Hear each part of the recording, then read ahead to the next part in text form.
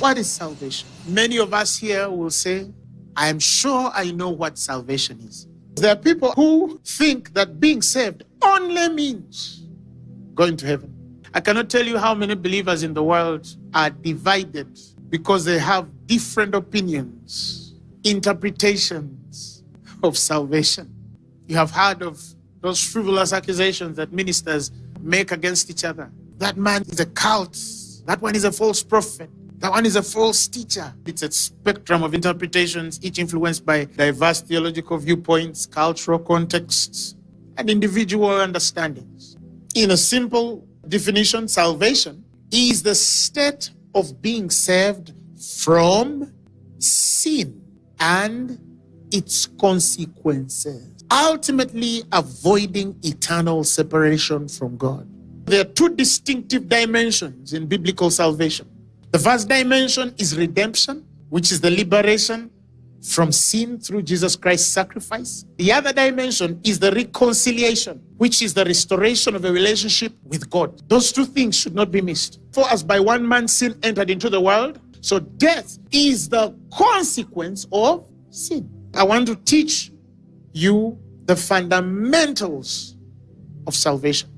Number one, the nature of sin and its consequences. Very few Christians understand the nature of sin. Why is one called a sinner? What is sin? Romans chapter 3 verses 23 gives us a fundamental distinction in understanding the nature. The Bible says, all have sinned, past tense, and come short of the glory of God. He didn't say all adults have sinned. He didn't say all people from the ages of 12 and above have sinned. All have sinned and come short of the glory of God. Romans 5:19. For by one man's disobedience, many were made sinners. From the day Adam and Eve ate the forbidden fruit, all men were considered sinners. Even the most righteous Pharisee, like Paul, he came to the realization that he was still a sinner after the similitude of Adam. It doesn't matter how much good a man can do, they still keep the Adamic sin. All have sinned. It's missing the mark. Why? Because we are by nature offsprings of Adam. Once you understand that somebody is not a sinner necessarily because they have sinned, but because they are of a sinful nature, then you understand that nobody is exempt from eternal damnation if they have been given the opportunity to receive salvation and they don't. It doesn't matter how good they live. It's one of the most important fundamentals of understanding salvation. If you understand this, then you will know that anybody who has not received the Lordship of Jesus Christ, even in their highest level of righteous works, is still a sinner by nature. There's a seed in that individual that is capable of doing anything that Adam and Eve did to God in the garden. It's a nature. This is key. Number two, the other fundamental is grace. This is how we enter salvation. Ephesians chapter 2 verses 8. It says, for by grace are you saved through faith, and that not of yourselves, it is the gift of God, lest any of you should boast. It's not of works, he said, lest any of you should boast. Everybody who says I'm saved, you have been saved by grace.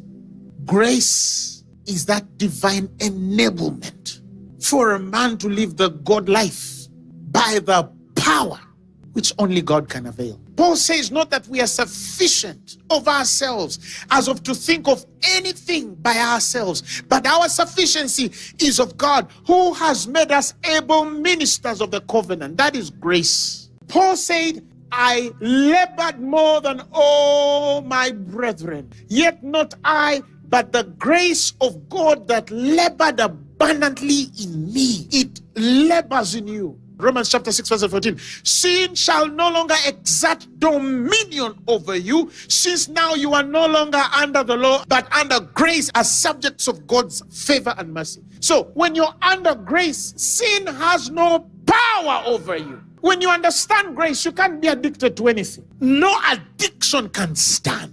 The grace that bringeth salvation has appeared unto all men, teaching us that denying ungodliness and worldly lusts, we should live godly in this present world. Grace is a teacher of righteousness. What you are trying to do and fail because you didn't know how to, grace teaches you. There is no provision anywhere that by your effort earn you salvation. It came by grace.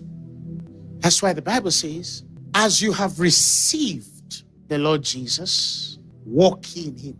How did you receive the Lord Jesus? By grace. So because you received the Lord Jesus by grace, you walk in him by grace. Galatians chapter 3 verses 10. Anyone who tries to live by his own effort, independent of God, is doomed to failure. No righteousness can ever match or meet the righteousness God expects from us, except we take his. Understand the mystery of grace, the mystery of justification. Romans chapter 5 verses 1. Therefore, being justified by faith, we have peace with God through our Lord Jesus Christ. Everybody who is born again is justified. You are righteous. What if I have done an unrighteous deed? You're still the righteousness of God. How can you be righteous when you have done an unrighteous deed? Well, because the righteousness I have is not based on my deeds. It is imputed, put upon. Blessed is the man, Romans 4, on whom the Lord imputeth not sin, but he imputeth righteousness. Whether you did right or wrong, you're still the righteousness of God. If God has purchased eternal salvation, and then he says, you're a sinner. If he can say, you are dead and you die. If he can say, you are healed and you're healed. Imagine God calls his children a sinner. It means that there is no power that can redeem you out of it. Understand the mystery of repentance. The Greek word for repentance is metanoia. It means to think differently, to reconsider, to change your mind. That's metanoia.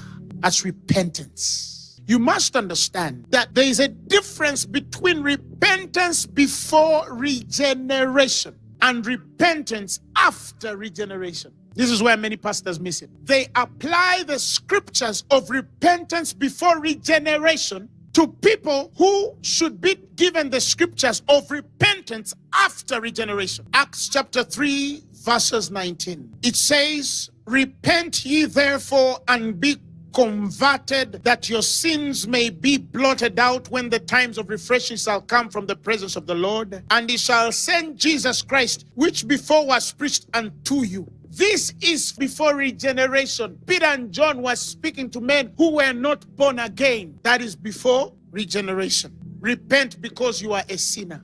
After regeneration, you repent because you're righteous. Listen to the language in 1 John. Now he's talking to believers. Chapter 2, verses 1. He says, my little children, these things write unto you, that ye sin not. And if any man sin, we have an advocate with the Father, Jesus Christ, the righteous. In fact, in verses 12, he says, I write to you, little children, teknon, because your sins are forgiven you for his name's sake. Sin is not an issue to a new creature. It's not your problem. Your problem is knowledge. If anybody is a new creature and they find themselves still doing wrong things, living a sinful life, their problem is not a sin nature, because that was dealt with by Christ. There's an advocate. Their problem is a knowledge issue. Wherever you're still struggling to fix, there's a part of God concerning that thing that you don't know. And so the expression of grace is to help that person know God more, because the more you know God, the more sin leaves out of you. The more you live right. Metanoia is designed to show you who you are. You told a lie. Repentance in the New Testament dispensation, for those who are regenerated, is your mind going back to firstly understanding you're not a liar.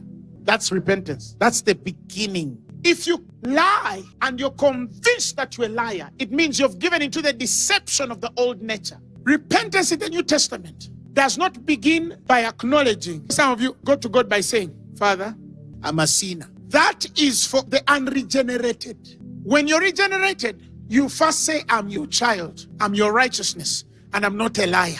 I refuse any actions that depict otherwise. That's repentance. Romans 6 verses 11. From now on, think of it this way. Sin speaks a dead language that means nothing to you. God speaks your mother tongue and you hang on every word. You are dead to sin and alive unto God. Regardless of what is happening in your body or in your life, you must keep the mind that you're dead to sin. So repentance is you say, Father, I've seen this and that happening in my flesh, but that's not who I am. My mind is attuned to what you have already done in Christ Jesus. And I'm sorry for yielding to that deception. But I stand as a child and I know that I have an advocate with the Father. I decree and I declare that I'm your righteousness. I'm not perverse. I'm not a thief. I'm not a liar. That's not who I am. I am perfect in you. That's repentance.